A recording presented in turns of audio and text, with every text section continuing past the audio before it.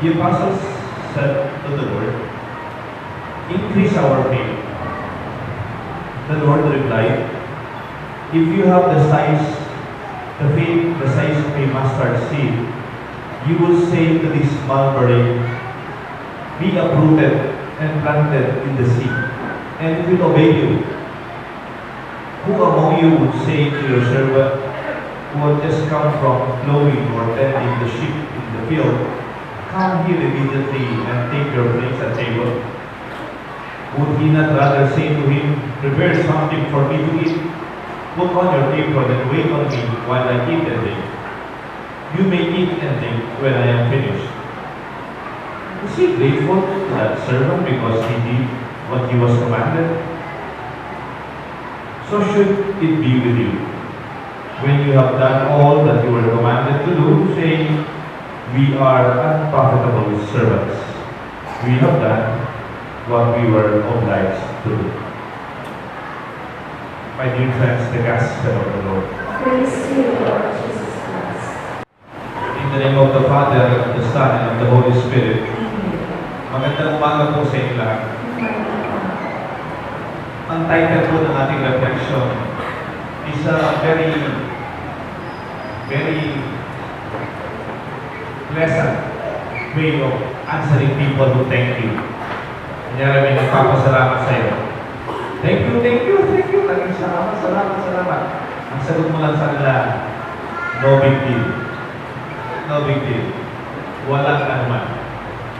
Yung kapapangan, alang pa man. Yung mo na papagitan niya, kailang marulaban.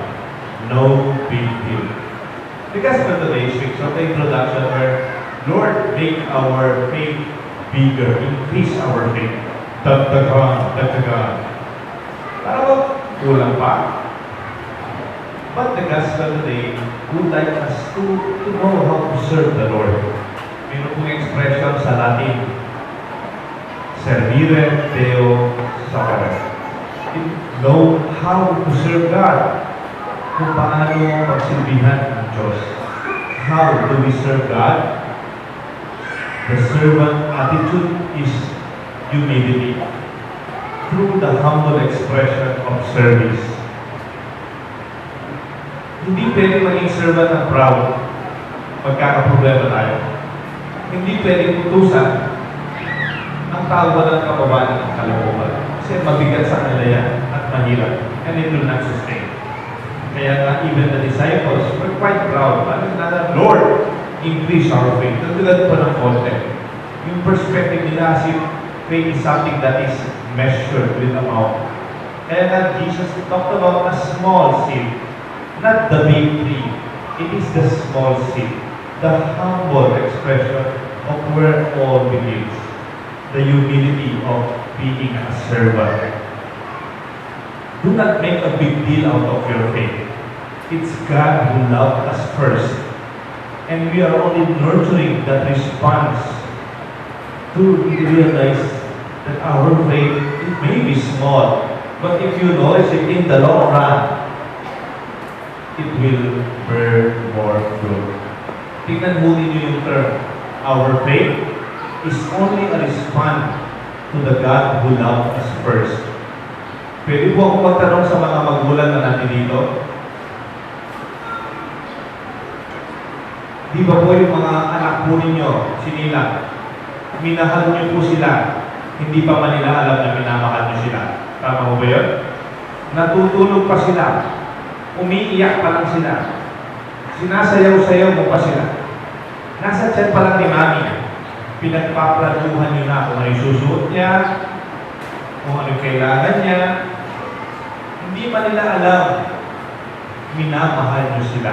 Correct? Kung yung mga anak minamahal yung mga magulang, please, huwag niyo po ipag-utang na loob. Mami, may utang na loob ka sa akin. Hindi totoo yun.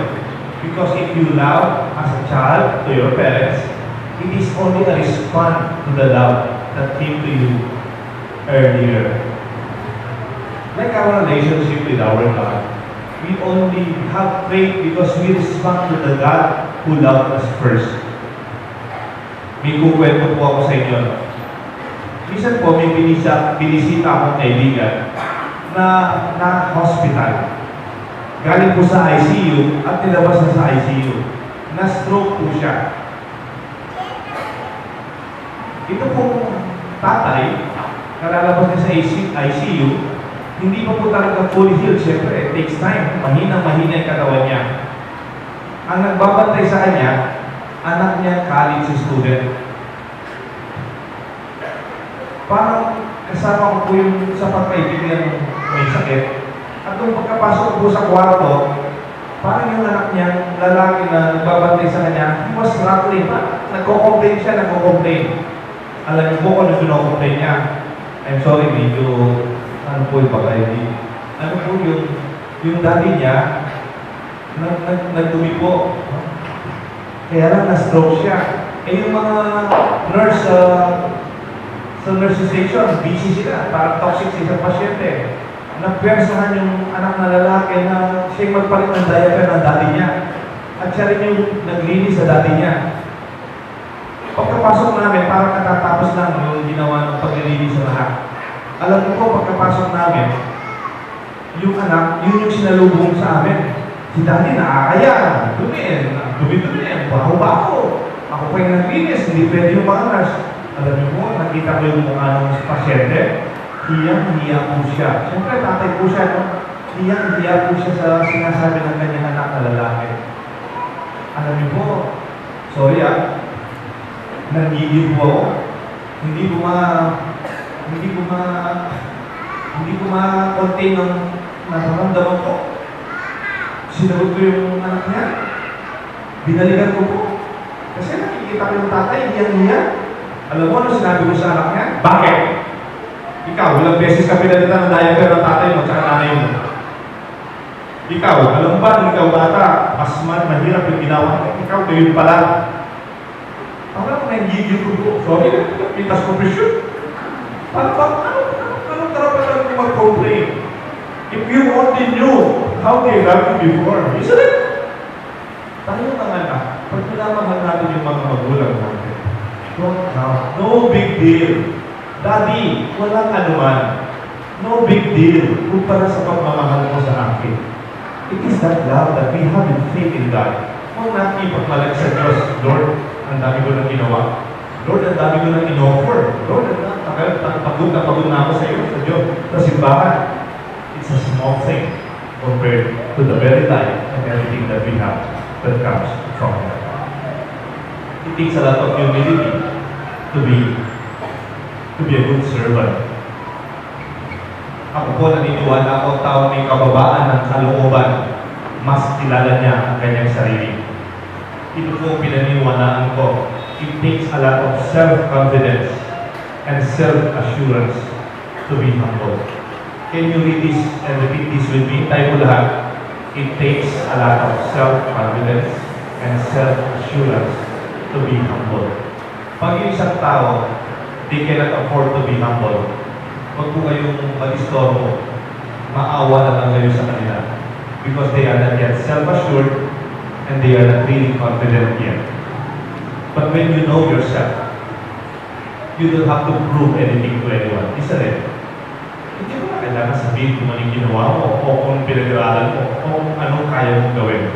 You don't even have to drop any name or your feathers on your hat. Hindi na kailangan yun. Kaya ako rin, ito madalas kong nababasa, the mark of true greatness is humility. Ang tunay na karangalan ng isang tao, nakikita mong marangal na tao, isang tanda ng marangal na tao, may mababang kalooban. If you will meet people who are extraordinary in their achievement, you see that they will say, walang naman yan, walang yan. And then they have done something, congratulations bro. Small thing, don't mention it. It is not something that they have to pretend that they are humble. Hindi ko kasi pala yung nagkukulmaring humble. At saka yung naturally they are just not making a big deal out of themselves. It is not about us. It's about the greater things beyond us. Do you remember the responsorial psalm? Ano po yung nasabi sa responsorial psalm? If today you hear His voice, harden not your hearts.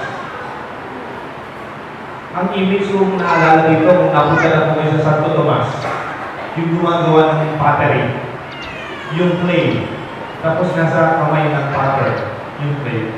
You cannot be hardening yourself before you can be formed. It takes a lot of faith and humility and obedience to be formed by the hand of a loving and master potter. Kung matigas ang ulo mo, actually sa Bible, kung matigas ang puso mo, you have a hardened heart, it is very difficult to form you. Kaya nga, ang tunay na tao nakahandang matuto, to be a disciple is to be disciplined. Napansin niyo po yung the word disciple and discipline, they are almost the same word. Because you cannot be a disciple if you don't have the humility of following. A hard heart is not for the Lord.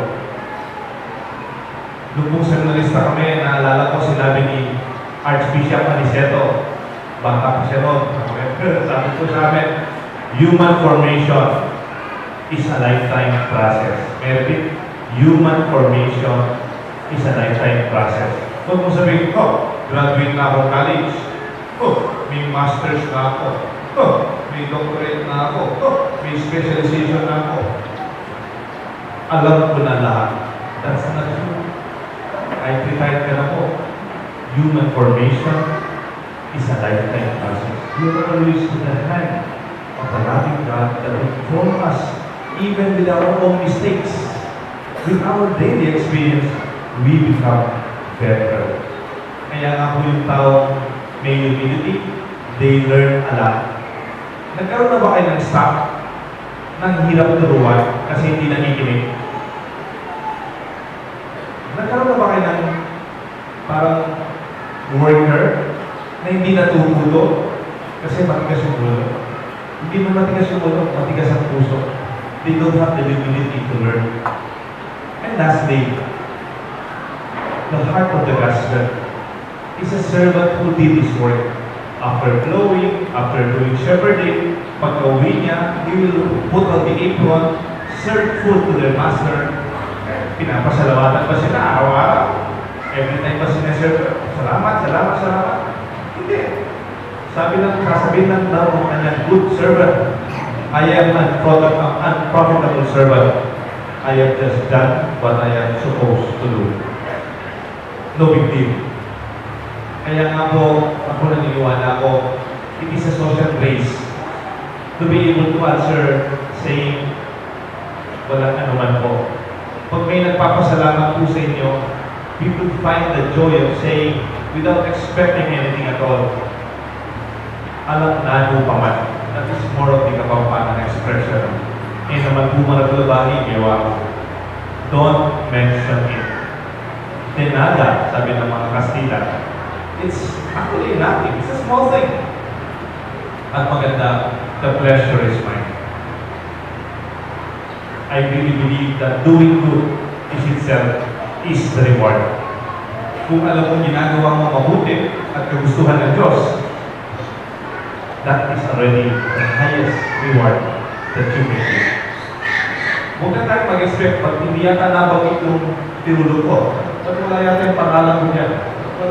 Parang wrong spelling yung pangalan ko. Pag hindi nauna yung pangalan ko, dapat nauna yung pangalan ko dahil maraming binigay ko. My dear friends, it is the joy of simply doing what we were supposed to do would make us fulfill as followers of Christ. May kukwento po ako sa inyo. Nung bagong pari pa po ako, na-assign ako sa social action. Panahon po nang pinatubo yun. Siyempre, yung Social Action Center, yung Caritas Pampanga, naka-open na po Monday to Friday. Hintay na Saturday, Sunday na nasarap. Minsan po, dahil parating nasa television yung Pampanga sa lahat, pinatubo, Sabado ng umaga, wala pa yung mga nagtatrabaho, nakasarap pa yung opisina, dumating po yung mag-asawa galing sa Manila. Quite young, siguro mga 40s pa lang. Tapos yung mga anak nila, malilit pa lang po. Dumating sila, may dala silang cheque. Nakapangala lang po sa Archdiocese. Tapos po, nakita ko yung check yung binigay, malaking amount. Sabi ko, ay, sandali lang po, kukuha ko ng resibo. Gawin ko kayo ng resibo. Huwag na pa. Check-in naman yan. Ano po yung pangalan nyo? Doon na naturay tayo na yun. Tapos sabi ko po, salamat po rin, salamat po, salamat. Father, do not thank us. We actually have to thank you. Because you give us the opportunity to help. Alam niyo po, hindi ko po alam yung pangalan kita. Hindi ko na alam yung itsura ng mag-asawa. Pero hindi ko makakalimutan yung sinabi nila. Father, huwag po kayo magpasalamat sa amin. Kami nagpapasalamat kasi nagkaroon kami ng pagkakataon gumawa ng kabutihan. Binigyan niyo kami ng pagkakataon makatulong. For them, the greatest reward is for them doing something for others. Isn't that a higher level or a higher moral ground of serving and doing good? Kaya pag mayroon po tumutulong, tapos parang mabigat sa kalooban, it is not yet fulfilling. It is not yet really the way the servant should be. How to serve God is the joy of a humble servant. Kaya nga po siguro, ganito ang panalangin ni San Ignacio ng Loyola.